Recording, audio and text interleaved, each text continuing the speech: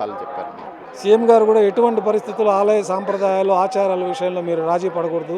అట్లేమన్నా మీరు రాజీ పడితే ఆ దోషం మీకుంటుంది, మీతో పాటు ప్రజలందరికీ కూడా ఉంటుంది కాబట్టి ఇట్లాంటివి ఏదైనా జరిగినప్పుడు దానికి ఆగమోక్తంగా నిర్వహించని కార్యక్రమాలన్నీ కూడా మీరు పరిశీలించి దాన్ని మీ ఆగమ శాస్త్రాల్లో చెప్పిన విధంగా మీరు నిర్వహించి భక్తులందరిలో ఉన్న భయాందోళన పోగొట్టడం, స్వామివారికి ఎలాంటి లోపాలు లేకుండా కైంకర్యాలు జరిగే విధంగా మీరందరూ నిర్వర్తించవలసిందని చెప్పి మాకు ప్రత్యేకంగా సూచించడం జరిగింది.